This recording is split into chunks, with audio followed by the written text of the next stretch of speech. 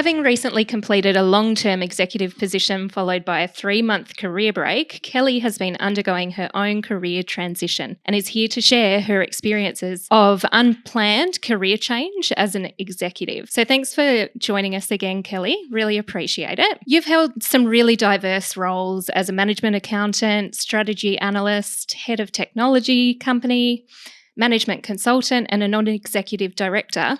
So how have your previous roles shaped your perspective on recruitment processes and talent attraction? Well, I think the benefit of having such a diverse background has really given me a whole bunch of different perspectives. So from a different role perspective, I've sort of been in more technical specialist roles, such as the accounting roles, right through to being sort of in those more senior governance and executive-based roles. So I think that is extremely helpful.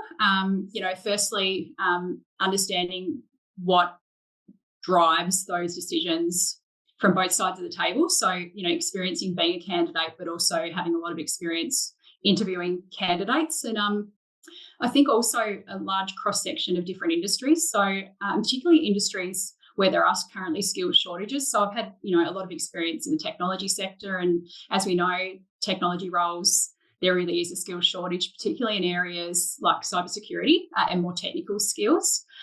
And similarly within the energy sector. So, with all the renewable energy targets and, a lot of infrastructure being constructed, there really is a shortage of those, particularly engineering-based technical candidates. So I think, that's given me a really interesting perspective. And I guess what I've found to be, really interesting is in those, those areas where we are there is a shortage of talent, is thinking outside the square in how we recruit. So, traditionally we kind of wait until we've got a vacancy. We put a job ad up on Seek or in the old days in the newspaper, and sort of wait reactively, I suppose, for candidates to come to us. I don't think that works anymore, particularly when we've got candidates for such a competitive recruitment market. Those processes are too slow. The market's changing so rapidly, and we really need to have the candidates lining up, wanting to come and work for us before we've even put a job ad up. So, how I've sort of in the past dealt with that is really trying to create a strong employer brand, and looking at your employee value proposition and working really hard to make yourself an employer of choice. And, when we are in those talent shortage markets, often people are trying to get that talent through the door through paying the most. That's a very short-lived strategy. If you've got someone coming to you just because you're the highest bidder, they're going to leave as soon as someone, outbids you. So it really needs to be about more than that. You need to have them there for the right reasons. Obviously, pay is important to people. I'm not saying we get people by underpaying, but we need to pay a fair rate, commensurate with the skills. But we need to have them coming to us because they're bought into our vision and they want to be part of our team, and they're there for the journey. And I think that's about building that talent up proactively prior to needing to have, when we've just got a vacancy. Yeah, absolutely. That pipeline of incoming talent and looking outside the box and transferable skills, I think, is the way forward rather than some of those outdated recruitment strategies that you mentioned. So how important to you do you feel adaptability and leadership skills are over specialisation? I think specialisations, depending on the role, can be really important. If you're in a technical role, you don't want to put a generalist in there. It's not going to be obviously helpful. But for particularly when we're starting to move into more senior and into those leadership roles, I think specialisation in some roles can be important. But I think a lot of the time, particularly in the environment we are, the corporate environment, particularly that we're in now, where there's rapid change, we've got technological change, we've got, work-life practice changes with people expecting different things. I think having strong leadership skills in leadership roles is very important. I think just because someone has the title of a leader doesn't mean they necessarily have those skills. And I think, we need to start looking beyond the technical skills and working out who can help drive our teams and our employees through those transformations and lead change, lead strategic change, lead transformational change and technological change, and support our teams in a safe a psychologically safe environment and build that culture where people do feel safe to suggest ideas and be innovative. And, they're also in that environment.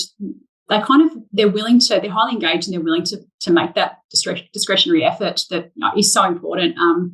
So I think that's sort of, I think it really is, sometimes it's hard to measure leadership skills, particularly on a CV. But I think it's absolutely critical in the way that business is going. Absolutely. And so do you believe that potentially you've missed out on some roles that you're capable of just purely based on not being able to tick that box when someone's looking at your resume as opposed to others? Yeah, well, I think one reflection that I've had, particularly in it's probably been the last 12 to 18 months, to be honest, when thinking about what might be next in my career, is historically I was very much down the specialist role. I was sort of probably heading towards maybe a CFO type role, leading out of those management accountants in senior technical finance specialist roles. But look, I made a decision to pivot in my career and do some different things, and I'll talk about that a little bit later. But I think for me, I sort of had this realisation probably 12 or 18 months ago that perhaps, having been in a really broad role, which built so many amazing skills and gave me, developed me so much more as a person and an employee than I ever could have imagined. But I guess a bit of a realisation that, gosh, have I actually overgeneralised in my skill set, because I'd gone from being a deep technical specialist in accounting and finance to being more of a business leader and building, as I said, great skills, but pitching into some of those executive positions, a lot of recruiters are still really looking for a technical specialist, whether it's a finance specialist, a customer specialist, all of those things. And I probably had a little snippet of everything and was probably able to lead through many of those aspects. But because I didn't have a role on my resume with the right title, I kind of felt like that I was a little bit overlooked, and it probably did create a little bit of panic for me, to be honest, when I did finish up my long-term role recently and had some time off around, am I actually now semi-unemployable in that senior level? And that was been a real journey for me to personally go on, to be honest. And it's been a very interesting time of reflection around that. Yeah, absolutely. And sometimes it does, lead back into the outdated recruitment strategies and just the people that are responsible for shortlisting these roles not having that exposure or, new innovative way of thinking. And great people like yourself miss those opportunities, even though you could have been, the A+ candidate in that process. So now I just want to touch on your background in regards to mentorship and advisory roles. So what do you believe are the key qualities to look for in emerging talents and those people that, can lead the change that we all need to see? I think the first thing really is to, get to know your team. I think we sort of often maybe have a checkbox of skills that we think, emerging talent should have. But I guess it really depends on, we don't know what the future roles, particularly in the current day and age, are going to be, because things are transforming so quickly. I think, if I had to go to some core skills, I think I would say we want, generally for me, I'd be looking for someone that's got a growth mindset, someone who is open to navigating change, open to learning and accepting feedback and continually trying to improve themselves. And someone that's willing to roll up their sleeves and have a go and not necessarily just be wedded to what's in their position description, although that's obviously really important. We want people that will roll up their sleeves and help out the team when the team needs resource. Maybe in an area they weren't necessarily recruited for, right? It's maybe chipping in to help out on a project or support a new team member who's learning. But one of the other things is it's not, I think, look out for the quiet achievers too. It's not always there's very obvious people who are pushing hard for career development, and they're the ones that are generally, really obvious and in the faces of leaders in front of mind. But often there's people sitting in the background that have aspirations, but maybe not the confidence to express them. And I think that's where getting to know your team and having those one-on-one conversations and understanding, what motivates them, what drives them, what their aspirations are, and just getting to know them personally, I think is really important. Yeah, absolutely. And I have heard in recent conversations that candidates are actually asking at interview stages things like, what does a career development plan look like for someone like me? And I think it's a really fair question, and it does put some organisations on the spot to reassess, what they really can offer rather than just blanket responses. So, yeah, I think Yeah, it's spot agree, on. agree. Mm. So you've recently started in a new role. So we'll just lead into talking a little bit about how you transitioned after your 3-month break. So can you share your experience in regards to transitioning into a brand new role and how you've managed to really thrive despite the challenges that you've spoken about? Yeah, well, it's been a journey, I would say, an up and down journey. I think that's pretty common with career transformation, particularly when, it comes as a result of, for me, one of the things was generally my career being dictated by me.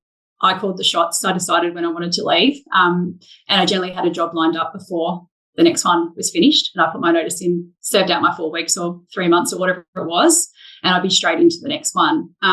So this was very much not like that for me. It's, something that, not that I knew there was change coming and I didn't, it wasn't completely out of the blue, but when it actually happened, it was still, I don't know, I don't know how to describe it, but there was still like a bit of, oh my gosh, like this is actually real now. And it was an uncomfortable feeling, I would say. And really the first probably little bit of that 3-month break was, thinking that my new job or my next move had to be a particular thing because that's logically what someone in my position of being head of a company would do. And so I was very much looking for roles that went in a similar mold as that for a number of reasons, but probably feeling expectation of others, which seems silly, but it was something that was playing on my mind around particularly wanting to get into board roles as well. It was, well, what would a recruiter for a board role be expecting me to do? And I was very fortunate to fall into a couple of board positions right at the time that I was made redundant in my previous role. And so I'm very thankful for that because that's given me the ability to showcase my skills and build up, different experience in that area in those sort of more senior board roles, but given me freedom to actually follow my own passions and I guess my own career identity that works for me in the current stage of my life. And that's taken a bit of a journey to get to that point where I felt confident enough and not had the imposter syndrome about thinking that, well, who would hire me for those things? And I think that's, a lot of people do go through that. But for me, it's been, moving out of fear of not getting a role because of all the doubts we have about ourselves and actually embracing the opportunity that's come with being able to take time off and reflect and just give things a go, not have a fear of failure and actually go into things thinking, well, how can I make it successful? And I think it's just a different perspective that it's been a journey. I wasn't there day one, but it's been really, I guess I'm very lucky to have been able to take the time off to work through that bit of emotional roller coaster that comes with career transition. Yeah, absolutely. And this would resonate with others who have gone through or are currently going through, redundancy conversations and the like. But I still find when I'm having conversations with candidates about, what's next, and it takes them a bit of time to actually verbalize that they have been advised they'll be made redundant. And I'm not sure if it's, comes down to, like you said, the fear of what's next or the panic or one candidate said she felt ashamed, and it's not usually a reflection on the person. It's the situation of what's next for the organisation, and some things come to an end. So if someone's feeling that way, what advice would you give them? Well, I think it's really common. Even though my own redundancy wasn't a result of anything with me, you still worry that people. It's not always within yourself. You worry that other people are going to think and have that perception that you've been moved on, even though that's 99% of the time in those sorts of situations is definitely not the case. So I think it's also one of the reasons that I'm sort of really talking about my career transition as much as I can to people is to try and remove some of that stigma, particularly in those senior roles. Like, I don't feel that people talk about how they've transitioned from redundancy. We sort of see people moving on to, I've got a new position, but that void, that vacuum of time between, taking a redundancy and getting a new position, it's really not spoken about a lot. And I think that, when we talk about leadership and leaders, setting the tone, I think it's not just in a role. I think it's also how we I guess, share our experiences when we're not in paid corporate roles and we're actually moving through transitions. I think that just helps normalise it for others, and not just senior people, but others who are going through that. So for me, I guess I would say probably normal to be feeling that way, but I think let's all, I guess, commit to sharing our experiences and, I guess, removing the stigma from redundancy. Yeah, absolutely. Completely agree. Now, you've mentioned the concept of being multi-passionate in your career. How do you navigate leveraging diverse interests and skills in your professional journey? Yeah, well, that's been really interesting. The term multi-passionate I only found during my transition period, and to be honest, it was probably the best thing that could have happened to me in that time. And it was through a LinkedIn post that I saw from a lady. I can't really pronounce her name properly, but it's called her name is Sigute. I've got a name. Hang on a second, I'll check it. It's Zitterkite. But she's very much an advocate for multi-passionate people, particularly women, in their careers. And I bought her book after seeing the LinkedIn post, and it really it gave me a label, probably. And I'm not a big labels person, by the way. I don't need a label to identify with something and understand who I am. But at that time, when I was a little bit all over the place in terms of moving through that transition, I guess understanding that I did have a lot of things that I enjoyed doing. I love my previous role. I got energy out of that. I was inspired by my team.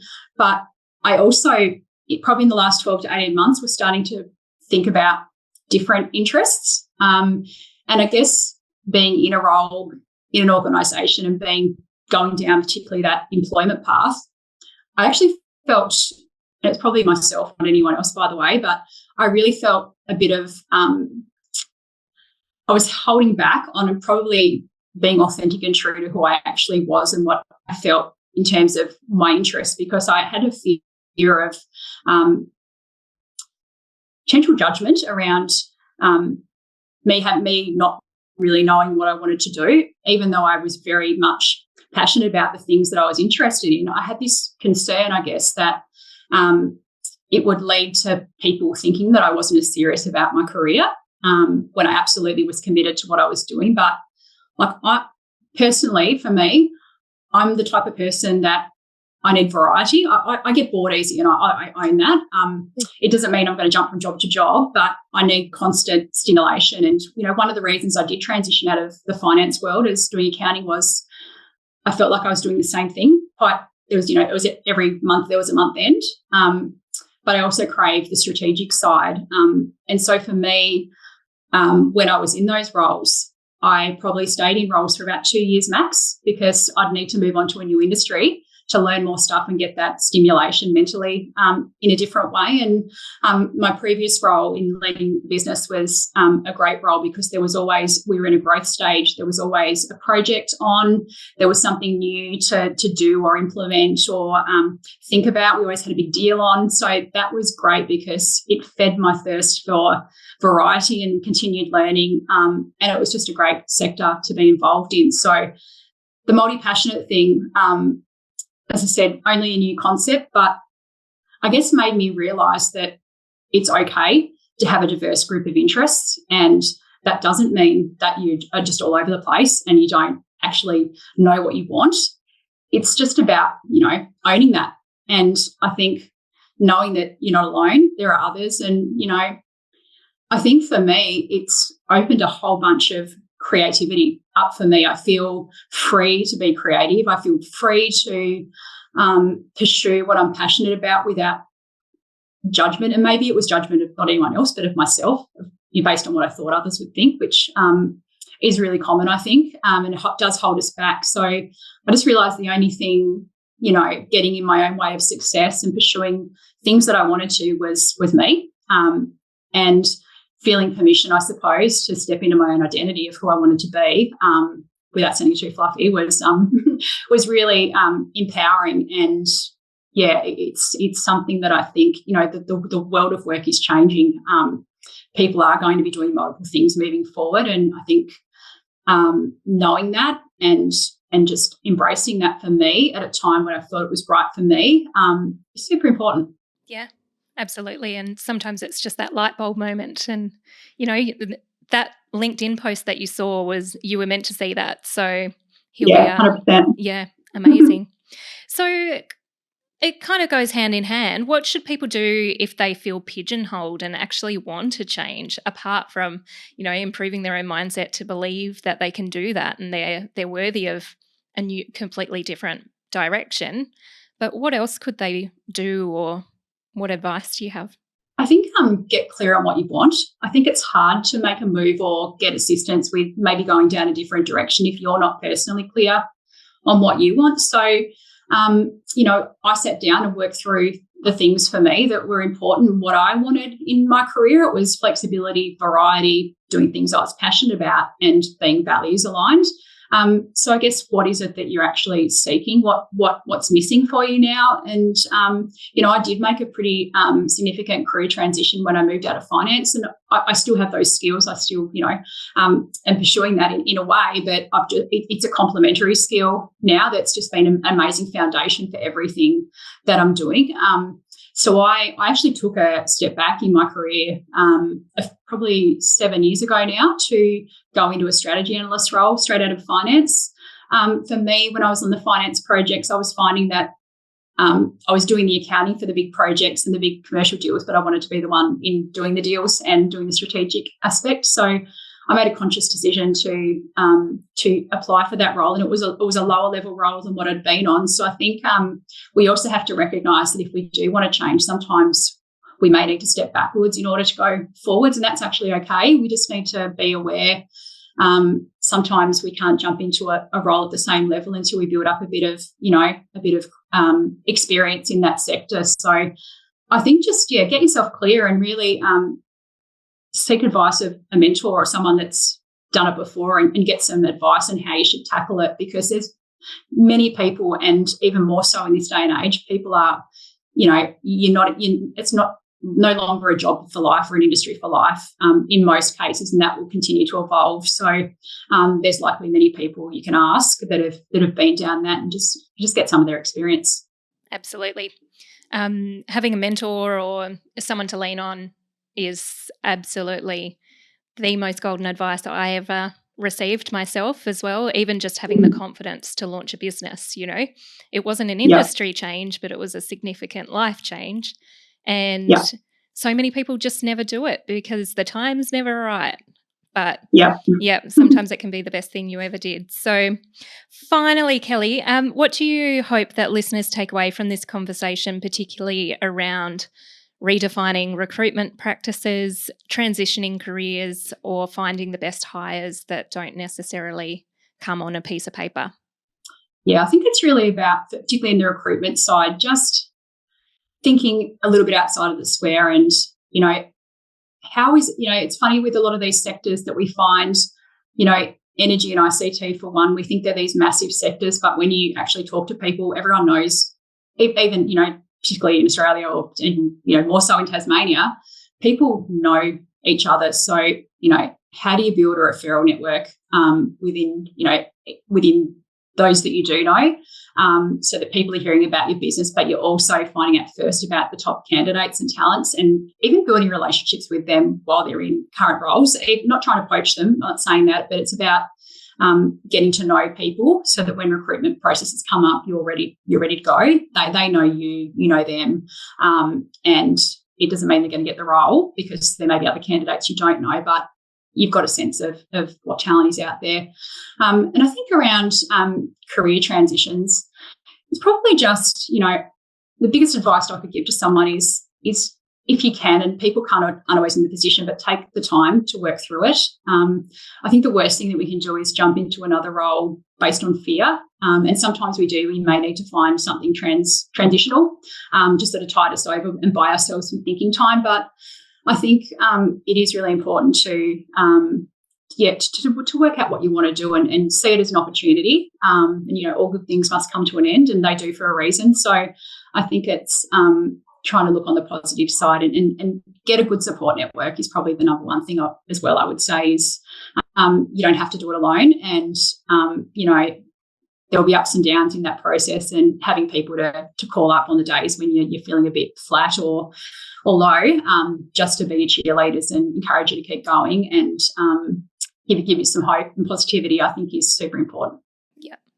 And I've found people are more than happy and more than willing to do that. So often it's, again, the me saying, I don't want to interrupt them. They're busy. They're more than likely happy to hear from you and be that ear, especially during those tougher times. So, well, thank you, Kelly, so much for your advice, and also just, being willing to speak about some of the challenges that you went through in your transition phase for the last couple of months. And what do you have that makes you excited for the rest of 2024? What's on the horizon? I'm sort of, doing a few bits and pieces at the moment. And not that they're bits and pieces, they're actually things that are really important to me, so probably not the right terminology. So I'm doing a couple of directorships, which I'm loving. It's a great way to use your skills, but also learn about new sectors without being employed in the traditional way. So I'm really loving and embracing that. Doing some consultancy, and what I love about that is I feel the consultancy roles are really, they're looking at skills and experience, but in non-traditional ways. I find it I feel there's a different approach in when people are hiring for consultants versus hiring for long-term talent. Maybe there shouldn't be, but I'm loving the experience that I'm getting using my skills in probably different realms than I traditionally would have done through an employment role. So that's been really amazing, and working with some great people. And I'm training at the moment to do some coaching, which is something that particularly in the executive space that I'm quite excited about. I've almost sort of completed that, but just working on that and really, being in a more of a role now where I'm not employed in the traditional way and don't have direct reports in the same way. Really, I love the career development aspect of leadership, and I think that's a really fantastic way to bridge the gap from an employment role into that more advisory space and mentoring of people through a career move. So I'm really excited about that. Looking forward to launching that soon. Yeah, I look forward to seeing more and, seeing all the other amazing achievements that you tick off this year. Thank you so much for joining us. And I will tag your LinkedIn profile so anyone who does listen to this episode can follow along and follow your journey. Awesome. Thanks. Thank you.